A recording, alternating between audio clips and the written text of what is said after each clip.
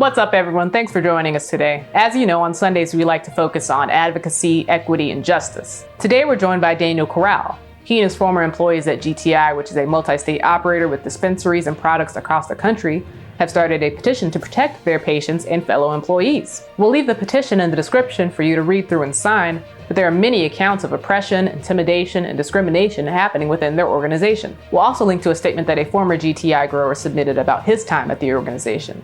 These stories need to be told now so we can make changes to the industry while it's still in its nascency, and so customers can make informed decisions about where they spend their money. So let's get into it. Here's Daniel, Tom, and Miggy on today's episode of Cannabis Legalization News.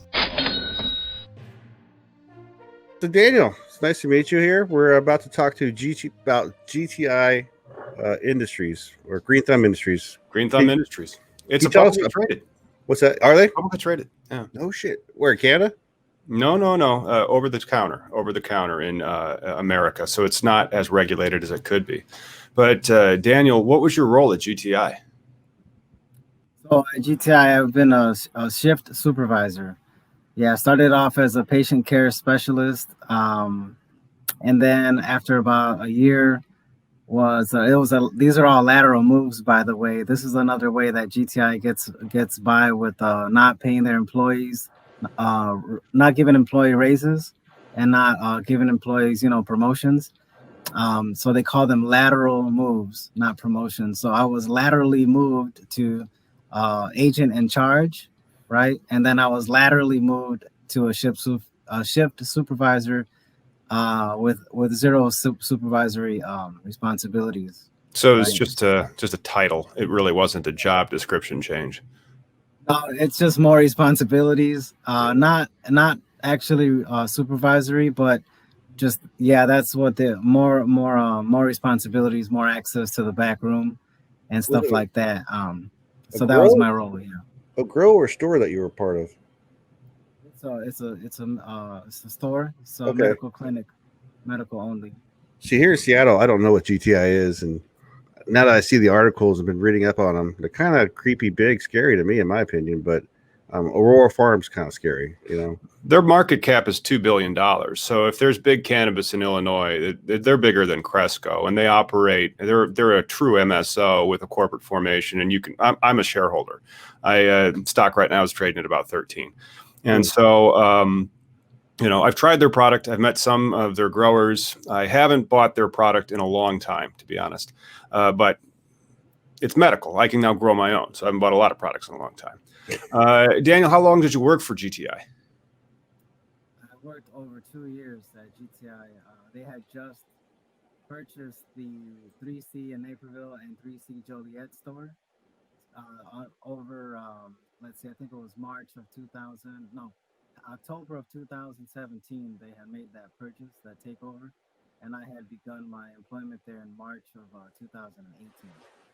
So, your mic's kind of going out. So, also along after being an employee for 2 years, they finally separate you. And as we were talking earlier, it was because of this petition, right? This petition where you're asking for them to be accountable for what they. And now going through their page, you go to their website, you go to the people section, and who we are, it's like, oh, wait, was it people? Yeah, so. Seems like a very eclectic minorities, women, but then you go down to the bottom, the actual people who make the choices. The leadership team, you mean? Yeah, it's not very colorful or diverse. But and then that's what you guys are trying to prove, right? Is that these guys are kind of having a front using, say, for imagery. They're not really doing any social equity type things going on. Yeah, so we have been organizing together, over 10 of us, over 10 workers in that specific facility. And then we organized also as GTI workers in our growers facility out in Rock Island. And they had tried to unionize in the fall of 2019, fall and winter. But just as GTI had taking illegal moves to undermine their right to organize a union there, GTI also did the same thing to us at 3C Naperville. when we try to organize our union, right? So in March, when COVID-19 came out, we had collectively come together as workers to protect our health and safety on the job. Yeah. And then when we realized that the reactions GTI towards us, then we moved to unionize. And then after, of course, the police murder of George Floyd, we saw how GTI was further moving to try to protect its public image and state that they were, about justice, about equity, about diversity, about for Black people, for Black communities. And that's when we really spoke about both, not only how GTI mistreats and abuses their workers, but also how GTI takes advantage of their Black workers and also just simply doesn't like Black people, period, right? Like they, as a worker there for 2 years, we fought against that so much was their attitude and treatment of towards Black workers and Black patients and the Black communities, right? So yeah, all of it's a lie how they operate. I mean, it's all public image, yeah, to make more money. Yeah, I mean, it seems like going through their social medias, their Twitter feed and everything, it's wanting to repost an article, but are they really investing into the community, investing into the actual issues? They shared a prisoner project. Great. Did you give them any money? Have you, reached out to Freedom Grow or anybody else? There's so many issues they could be doing. And even better yet, instead of putting money there, why not just reinvest into your own people? So you're saying that you guys been underpaid and essentially overworked, right? Yes, and just like reading that statement by the worker from the grower in Pennsylvania that you all had shared. Yeah, that's pretty much exactly how it is, right? Like it's a lot of the workers are underpaid, overworked, not listened to. They don't have they're not treated with a voice on the job, right? Like conflicts are not resolved properly. There's just a lot of mismanagement, and so when workers have tried to improve their conditions, right, which we have a right to, right, and GTI has always targeted and harassed those employees, right, and terminate and moved even to terminate them, right. So unfortunately, that's and in the case of Illinois, right, so GTI operates in 12 states, has over 1,700 workers, is as you stated earlier, a Canadian, publicly traded Canadian owned company, right? I mean, it's not Canadian owned; it's U.S. owned, but they had to put it in Canada. I'm not sure if it's trading on the Toronto Stock Exchange or if it's trading what they call over the counter. And so if it's over the counter, it doesn't have to do the same type of SEC approvals. And this is where it just gets like really, really heady corporate type law stuff. But that's the level that GTI operates on. I mean, their market cap's $2 billion. I want to know if you guys, what affirmative steps did you take to try to unionize? Did you get a labor peace agreement? What unions did you reach out to? No, GTI has refused to sign any labor peace agreements, right? In the Illinois market, they have been here since 2016, or no, since I think 2014, and they purposely used a lot of lobbyists and lawyers and relationships to get their foot in the door, right? Beginning with the Illinois Medical Pilot Program and then the Adult Use Program, right? So they have 10 licenses now. So they've maxed out on the retail locations in Illinois? They have maxed out. However, they're moving to do what a lot of other MSOs are doing in Illinois, which is to partner with social equity license applicants, right? Incubator programs. Yep, they're doing incubator programs and all that to further their hold on the market, right? And not only that, but they have moved to lobby to slow down the release of the awarding of the 75 licenses, right, that were supposed to be awarded in May, but GTI lobbied extensively so that they would not be released, right. Over the course of this whole year, they've been lobbying so that they've been working those relationships in Springfield and locally, right, so that those licenses would not be awarded and would be just held up. So what we did is we did a work stoppage, right? So after COVID-19 came out, a lot of workers were very scared, and they were, rightfully so.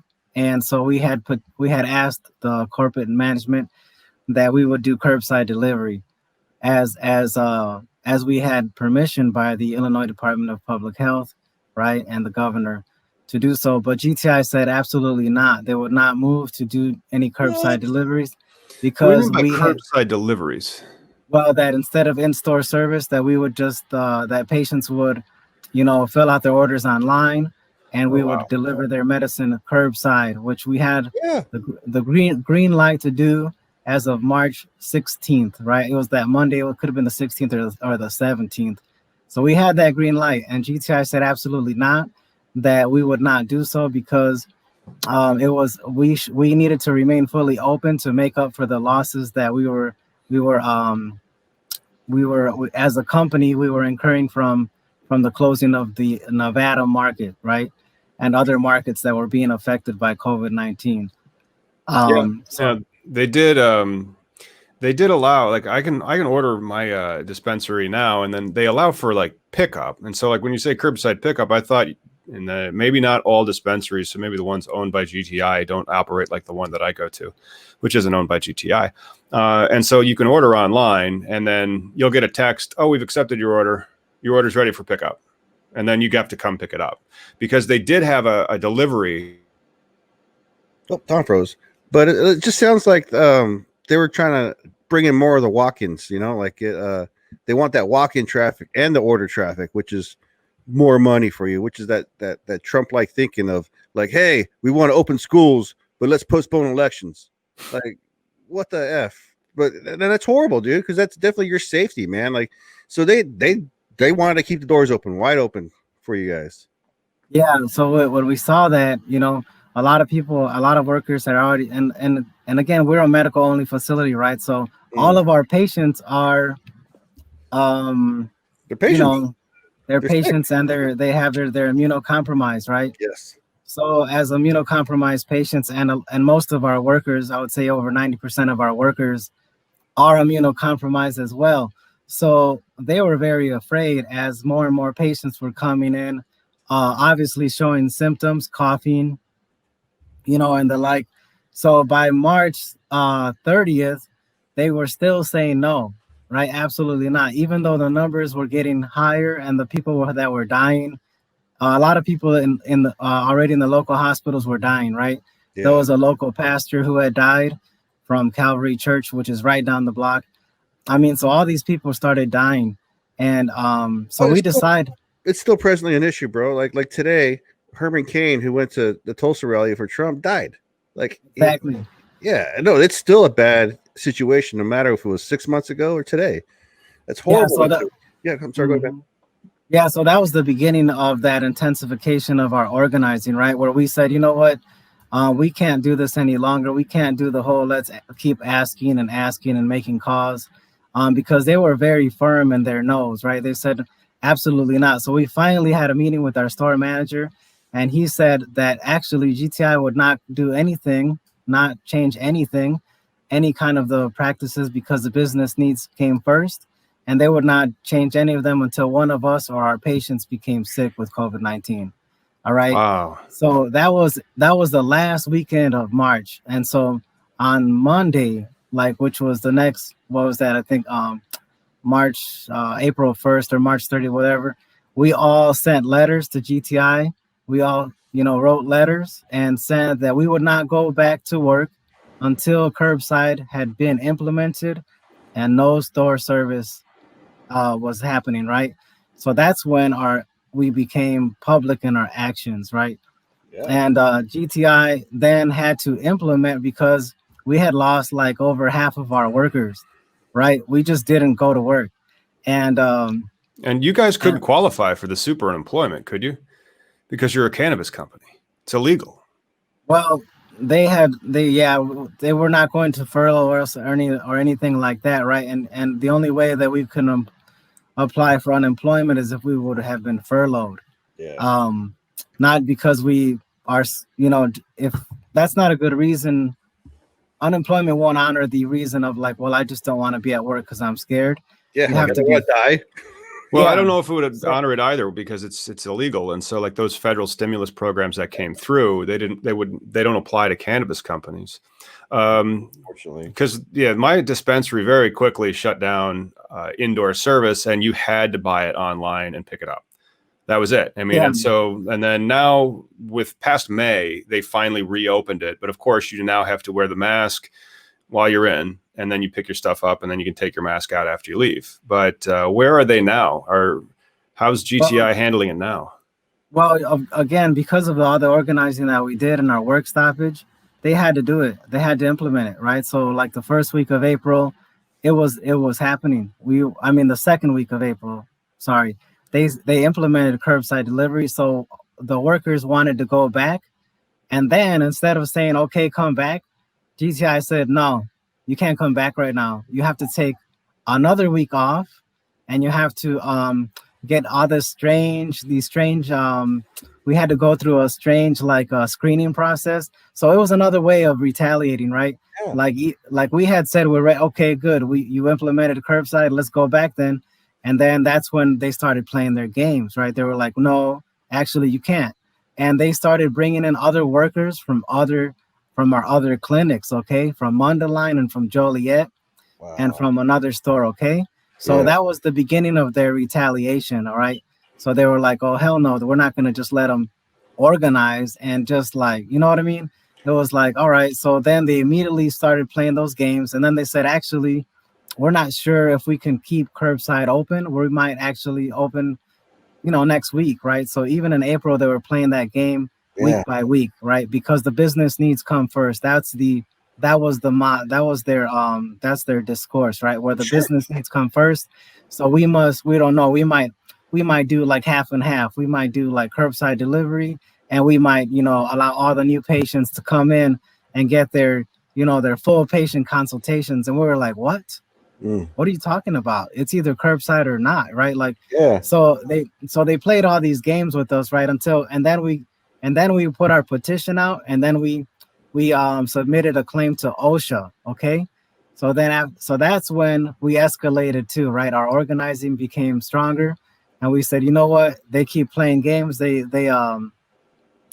kept doing all these different actions." So then we said, "You know what? The only way that we're going to be able to solidify, what we want, right? And because they don't want to communicate with us in any kind of any kind of dignified way or respectful way, we need to form our own union."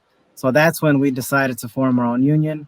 In April, we contacted the UFCW. We contacted the Bakers Confection, Tobacco, and Grain Millers Union, the BCTGM Local 1. We contacted the United Electrical and Radio Operators Union, and we contacted the Workers United. All right. So because what about of all SEIW, because I mean, it's SEIU. Yeah, correct. And SEIU. So because I mean, you are a service worker at your core, you're retail workers, right? And so what union aligns most with what a dispensary agent does, do you think? Well, that is a very hard question to answer, because the way that jurisdiction works under the AFL-CIO, right? A union makes stakes claim to an industry, okay? So because the UFCW had claimed the cannabis industry as their own, then no other union under the AFL-CIO was going to help us, okay? So it was the UFCW or nothing under the AFL-CIO, right? However, the UE, the United Electrical Workers, they're not under that umbrella, right? So first we tried to organize with the UFCW, right? Because the BCTGM, who was our first choice, they wouldn't help us organize, because again, they were respecting those jurisdictions, right? So then they referred us to the UFCW, who nationwide is organizing cannabis workers, right, in California, Illinois. But so then we had enough authorization cards signed. Again, we had over 15 cards signed, and we only had 20 employees, and we had 15 cards signed. Okay. It's more than 50%. You got it. It's quite a bit more. Yeah, so a lot of people were not happy, okay, and they had a Q&A, right? So Ben Kovler, the CEO and founder of GTI, and all of our like 2 or 3 of our executives and management, they had a meeting over the phone with all of us that week after we submitted our petition to organize to we submitted a petition to the National Labor Relations Board to have a union election, right? And they had an all-star meeting with us and to tell us how disappointed they were in us, right? And we have that video recorded, all right? And it was embarrassing for them because all of the workers were very upset and they were saying, you know what the hell are you talking about? You're disappointed. Like, what have you been doing What's since what's May? yeah? What's up Yeah. with companies though, like acting like parents though? Like we're just shame on you for caring Yeah. about yourself. You didn't give a fuck about me last week, so why should I care about your condescending little feel good stuff? That's Oh ridiculous. man, as soon as that video, as soon as that little call, that Q&A session was over, everybody was like, you know what, this is BS. Like we're gonna all let's do this, let's do the union, right? So then we filed that petition, right? And so then GTI started to take actions against our petition, right? So then they said, okay, they submitted appeals to the NLRB stating that we didn't have enough authorization cards. And because so they did 2 things to illegally undermine our right to a union election, right? Number one, they appealed saying that we that too many management had signed those cards. There's only 2 managers there. There's the assistant manager and then there's the store manager, right? So that's why our numbers went from 20 to 18, right? 18 people. And other than that, there's no management, right? Yeah. So that was number one. Number two, they hired 15 workers overnight. Whoa. Okay. Overnight, 15 workers were hired magically. Wow, Right? but they brag on that. Like I've heard them well, I've heard cannabis companies saying like, "Oh my gosh, the cannabis industry is growing XYZ fast. It added so many jobs. It's the fastest growing industry in America." And so maybe that's why. Maybe they're hiring to avoid unionization That could be a thing. or to get some composition of employees for qualifying for social equity if they have not yet maxed out their licenses. But that's in our case, it was clear that they had hired 15 more workers to undermine our union drive. Okay. Yeah.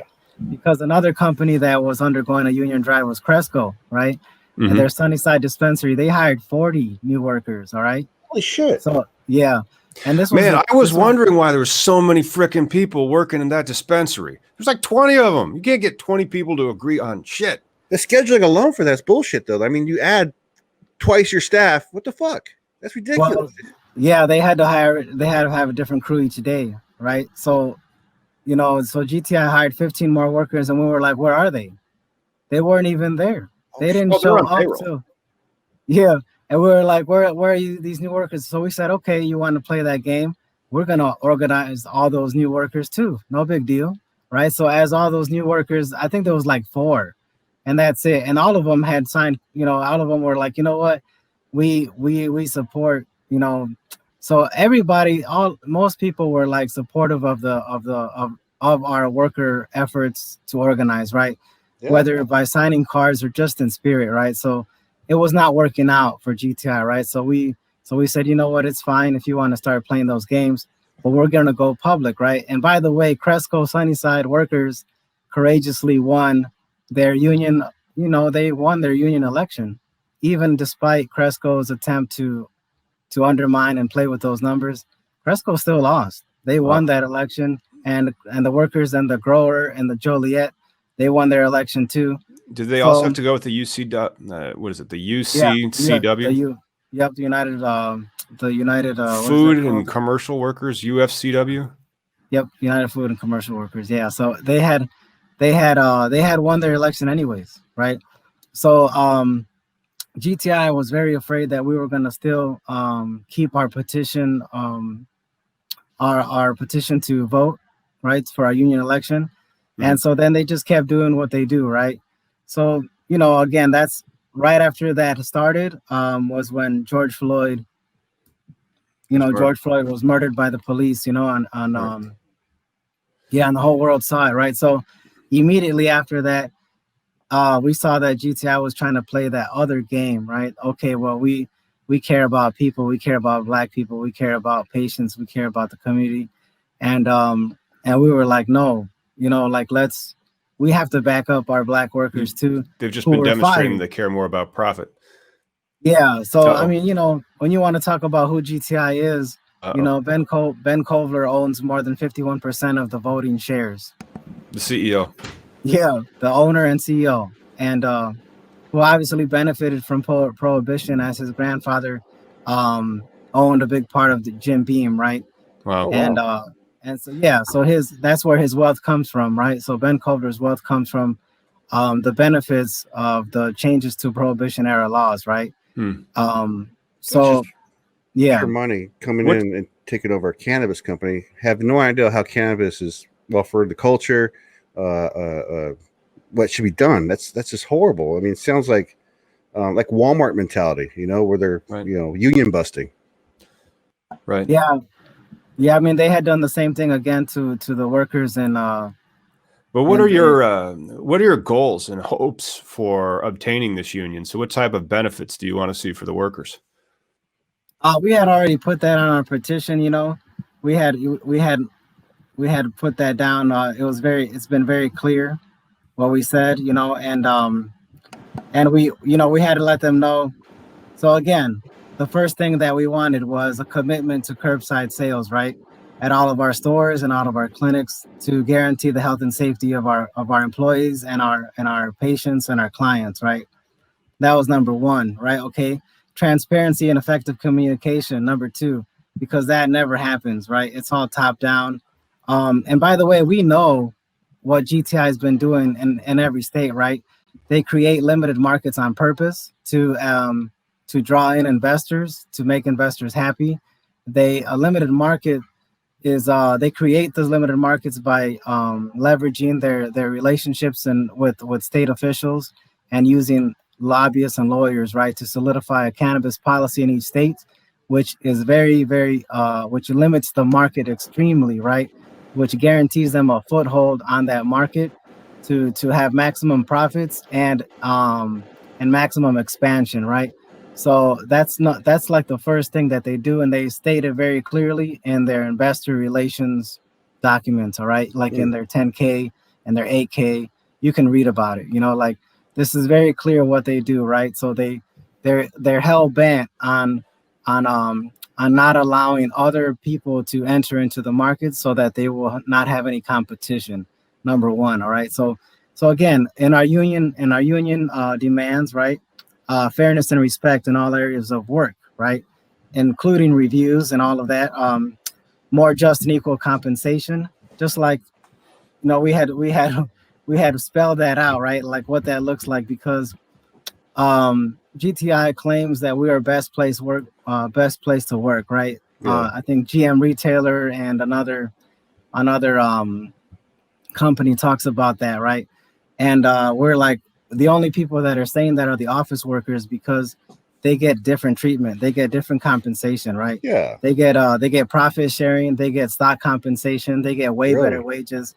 Oh yeah. So salary is not labor. So the corporate work is not the work that's actually doing the work. No,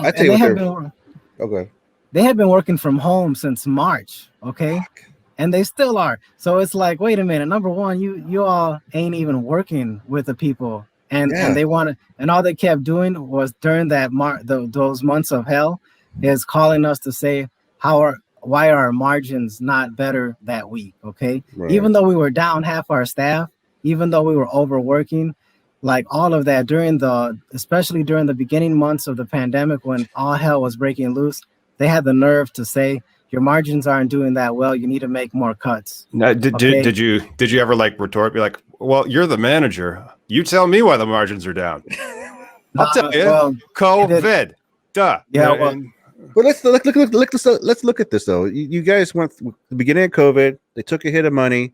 You guys decided to gather your resources and unionize. And let me add, UFCW is a good union. Like my wife is UFCW here at the grocery stores. All the grocery stores are UFCW, and there's journeymen. There's programs for progress. There's lots of opportunity for all the employees and all the groceries. But again, you guys went through the slump. You decided to unionize, and then they hire 40 more employees. Well, GTI hired 15 more employees at our 15. site, right? Wow. But Yeah, when you're low, Site.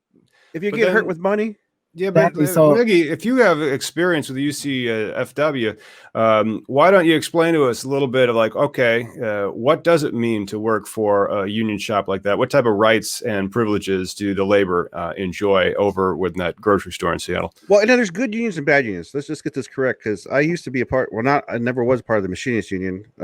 Those guys are a bunch of mafia bastards. The electricians union I was a part of, but the UFCW, what you'll have is representation, and the people together will negotiate your contracts. I think it's every 3 years, depending on whatever cycle you go through, and then they negotiate your health benefits. They negotiate your working compensation.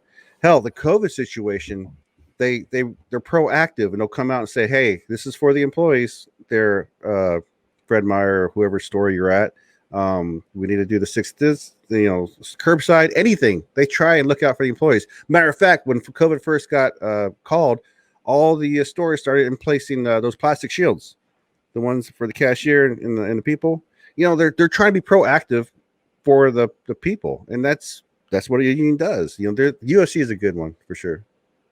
Yeah, I mean, like a union basically is about the workers, right? So we had enough experience already that we knew that we were never going to be.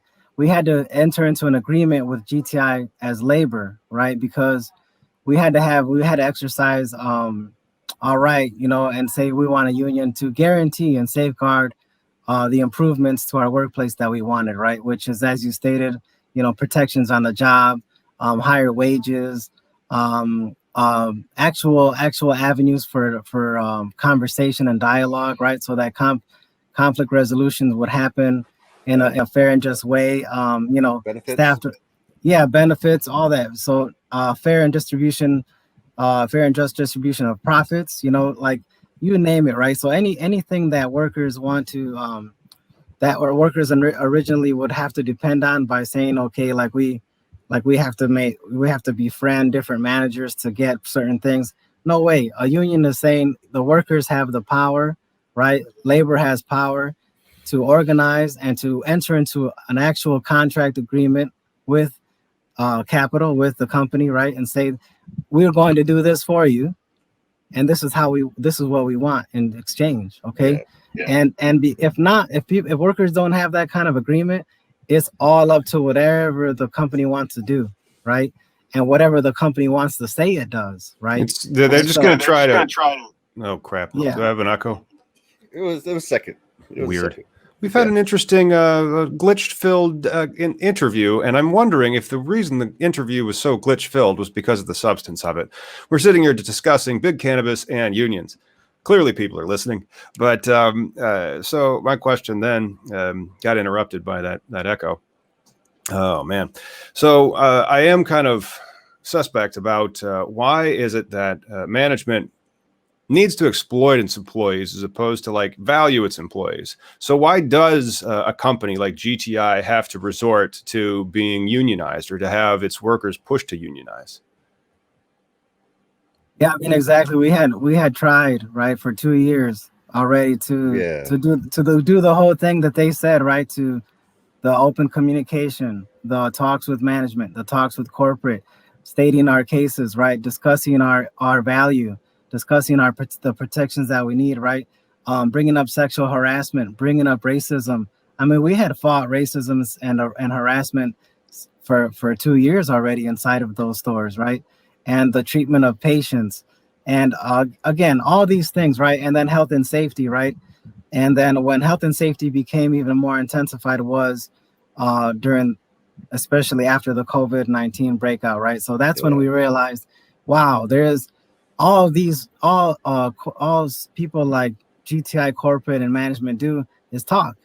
That's what they do. They have to protect their public image, and they're really not interested in protecting our health, and safeguarding our health and safety. Like we saw that firsthand, okay? Like especially after that Q&A when they were talking about how disappointed they were with us and how they have an open door policy of communication. Every single worker stood Doesn't up it and feel said, like, doesn't when you're because this is when I didn't fit in well with the corporate structure, because like you would always hit that wall where like, it's a corporate line and it just sounds like they're saying a script just so that they don't have to feel any type of empathy or sympathy for you whatsoever. And it's, we understand and appreciate that we all value the principle of being collectively inclusive. And then they just fuck you over. yeah, I mean, you should have seen this video. I mean, I have a copy, but I don't think I should share it unless I have the permission of all the workers. But one by one, all of the workers stood up and said, "You're disappointed. We're disappointed in you."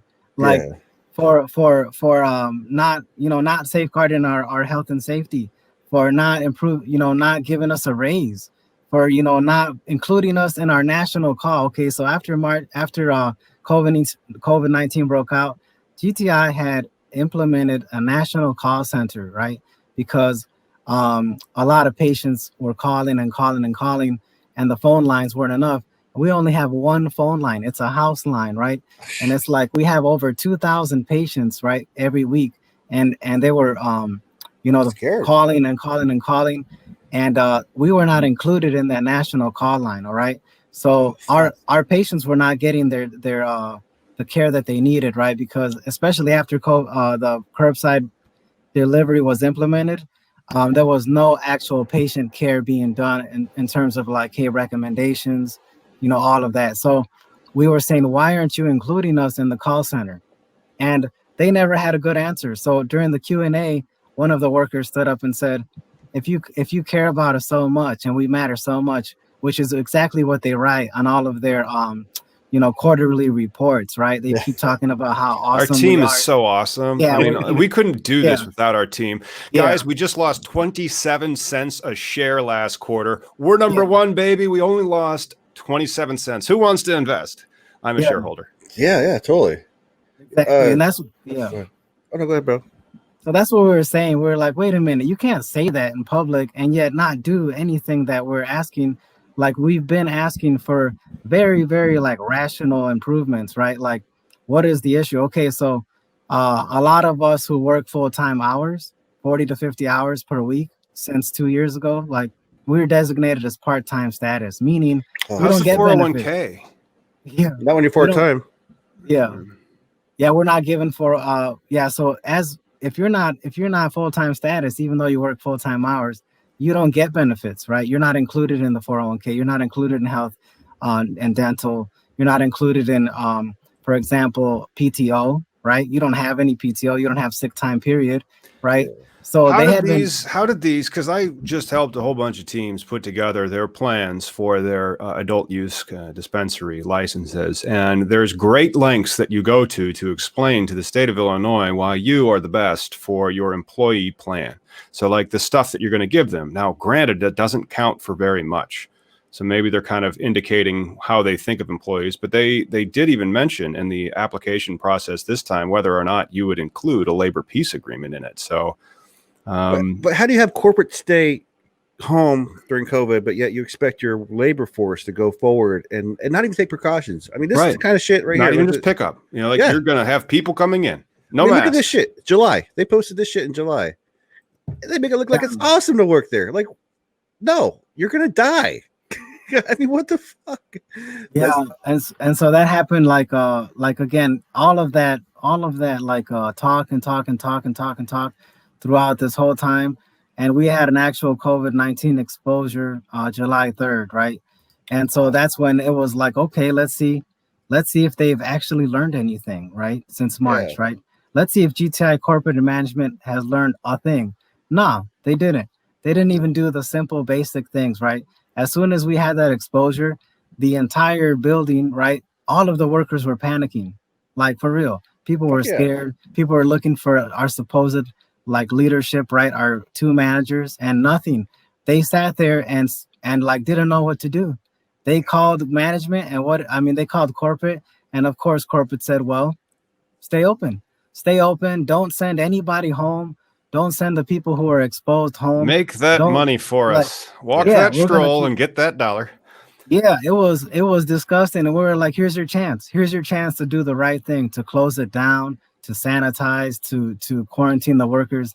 Not one thing did they do, right? Because of course they need to keep making that money, right? So, Yeah. and we've proven over and over again to them, right, in our discussions with them, that they were never going to lose money, right? So because we're awesome, like our staff is amazing. We turned that place around big time. Like that store went from making like very little connections with patients.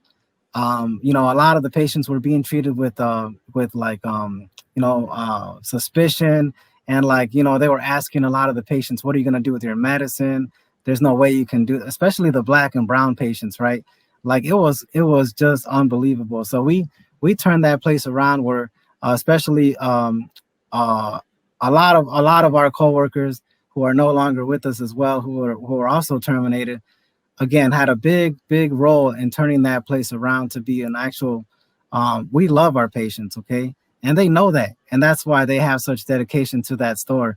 But like little by little they're realizing that GTI is not who GTI says they are, and so a lot of the patients started supporting us, sending us letters, writing signing our petition, calling us saying, you know what, we're gonna stop going to that store because we love you guys, and we can't believe GTI is like this. And I'm like, well, that's who they are, and we never wanted to let the in-house stuff, affect Yeah. the patients, right? But they had to know the truth, right, Da- about who it is that GTI is, man. yeah. Daniel, Yeah. did the shutdown get any press when you guys all? I mean, to me, that's a big deal. When a bunch of employees say, "Yo, I'm not going in today because I don't want to die," it sounds like that should be a story. Did anybody pick it up? Anybody talk about it? No, nobody did. We sent it to everybody. I mean, Mm, we understood that there's a lot of workers right now. This is not an isolated case, right? Like a right. lot. I mean, the nation is like very, very like, I mean, everybody's seeing what corporate America is about, right? Like people are like, wow, like especially during a pandemic, worrying about profits and worrying about all these things, and like where is the priorities for the human needs, right? And over Yeah. and over again we hear the same discussions. Well, we need to pivot, we need to put the business needs first. And I'm like, are you serious? Like, if you treat your employees and your patients and your clients right, the money's always going to be there, right? Like the profits are always going to be there, the sales Yep. are going to be there because people know you care. But in this instance, we've seen the opposite. We've seen like, wow, they can't even understand that basic principle. Like if you treat people right, they'll be happier, and also for their productivity will be greater, and their loyalty will be greater.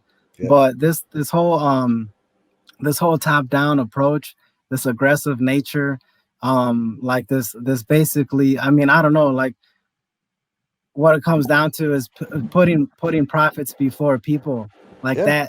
that is what clouds their judgment and their actions, right? Well, Which I don't even it know it's doesn't. profit because like they have never turned a profit. So like, but it is about that next dollar and it is about revenue. And I think that they would even look at the labor with some form of like, I'm not sure if they would care because like they would say like, oh, we made that store because we rebranded it and look how fun we've made it appear to be to go to our stores. And we spent a lot of money on that advertisement, by the way. That was a $50,000-$60,000 advertisement. That was lots of employees we could have employed. But Yeah. The hostility between management and labor is decades, if not hundreds or thousands of years old. And so hopefully Illinois, especially in the new round, if we ever get those results, because those were some points, hopefully some of these issues get worked out and resolved. So Daniel, I mean, you got laid off, fired. You didn't get laid off; you got fired for retaliation, pretty much. And I'd imagine everybody else that got fired along those times is the same thing, retaliation. Are you going to try and get back in the industry? Do you have anything planned to like a lawsuit? Because it just seems to me you have so much evidence on your side proving that you were just trying to make a difference. Um, you didn't do anything wrong. You got fired for a change.org petition. That's just ridiculous. Yeah, I mean, like I'm going to keep helping the workers organize, not just in that facility, but also all over the state. That's what we've been doing, is continuing to organize and tell the truth, right? Because it does matter, right? It does matter because this plant is a very medicinal. It's a special plant, and you know, it shouldn't be used this way. It shouldn't be used as profit over people. You know what I mean? And so, yeah, I want to continue to organize and help all the other workers, and also to try to continue to make change in cannabis policy, so that those social equity licenses are awarded to social equity applicants, right? Like, so meaning let's open up the market, and let's give those let's award those licenses to the people most affected by the drug wars, right? Like, so I think in another state just this week they approved a 1-to-1 application awardee procedure, so that for every one social equity license, there's one general license. I believe there should be 20 or more social equity licenses to one general license, because again, that plant, the history of the drug war and the way that it affected especially Black and brown communities, right?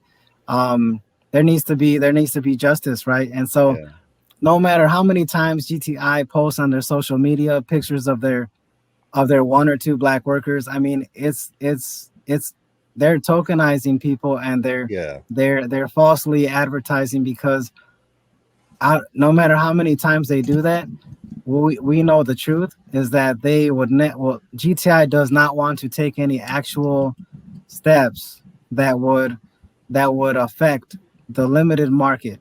Okay, number one, and number two, they would not take actual steps that affects their maximized profits, and the power they hold over their workers. Okay, because they hold like they try to hold absolute power over workers, as you see in the letters that people submitted, and on the reviews on Indeed.com, where like that kind of like power moves over people. Yeah. It's like, it's weird. It has nothing to do with profit. It has something to do with something else, like whatever it is that those executives and management are getting from that. I mean, I think they probably need like help, right? Like psychological help for that. It's a narcissistic power type thing. I mean, capitalism rewards, narcissistic behavior. Capitalism rewards, gaslighting, antisocial behavior. Like, that's what it rewards, right? Donald fucking Trump. Yeah.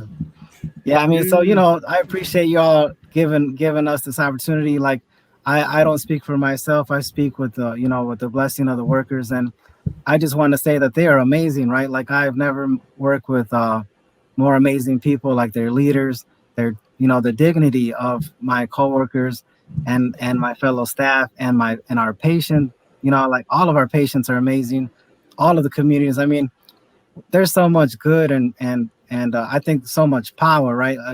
The key to organizing is to understand that no matter what people say, like especially companies and corporate and all those, workers have power. Workers have something to offer. We, all people want is an equal, is a relationship on equal terms. A relationship, an agreement, a contractual agreement that respects those equal. The equal footing that we have, right? Because without us, that company wouldn't be, and they want to pretend that that's not true, and that's, I don't know, that's But so personally, I think MSOs, multi-state operators and big companies, I think they're very, very sad, because they don't have to do those things. They don't have to try and stop workers from organizing. They don't have to not pay their workers great. I mean, workers should be getting paid at least $25 an hour. Okay. And like, they don't have to do all those things, but yet they do. And I'm like, you know what?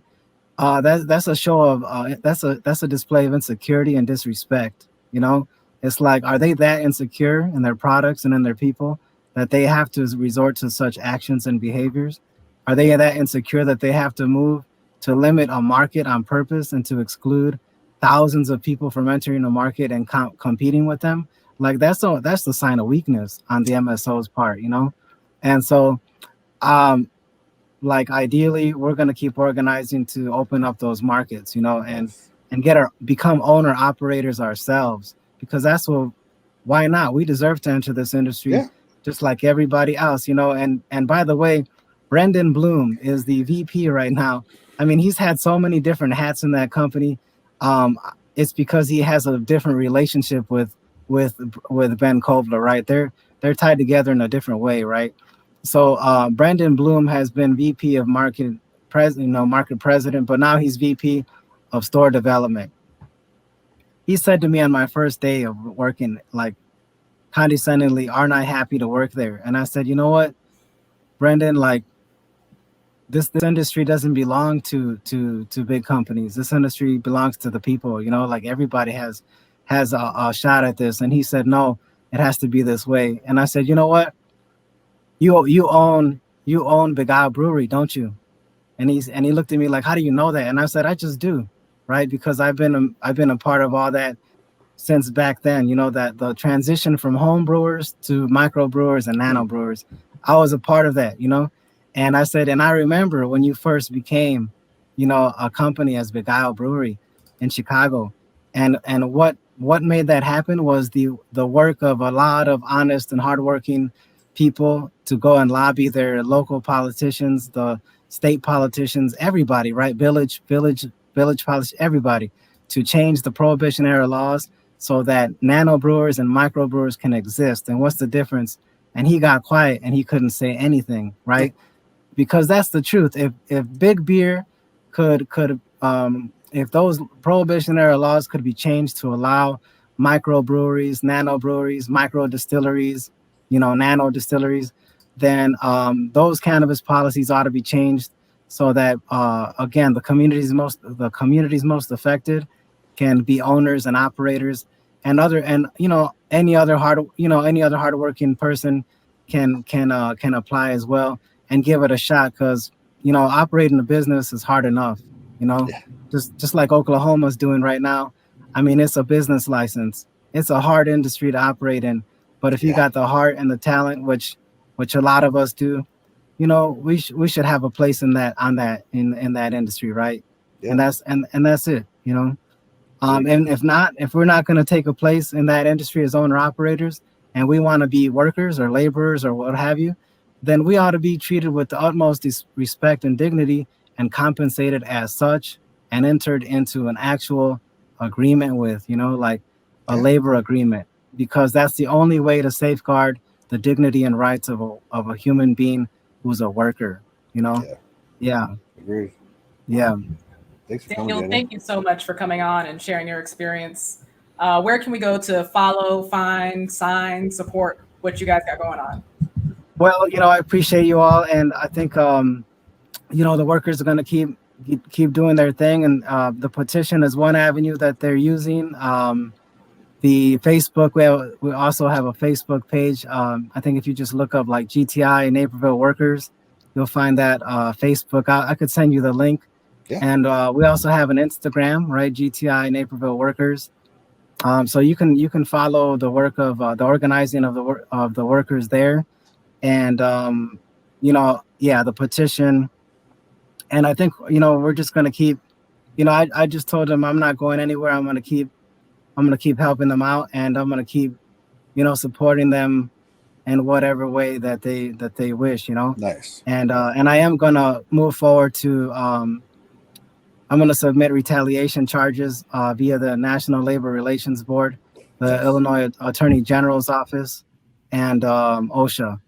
So yeah, we're just going to keep moving forward, and I really appreciate you all giving us this opportunity to speak on this. And a shout out to all the GTI workers across the country too. Your voice is important. Your experience is important. You ought to be seen and heard and cared for too. So please continue to speak out and unite with each other, to improve your workplace and be heard and be seen. So yeah, let's do this. All right. Thank you so much. And thanks for that message. Thanks for tuning in, everyone. Make sure you like and subscribe to keep up with all cannabis legalization news. We will see you on Wednesday.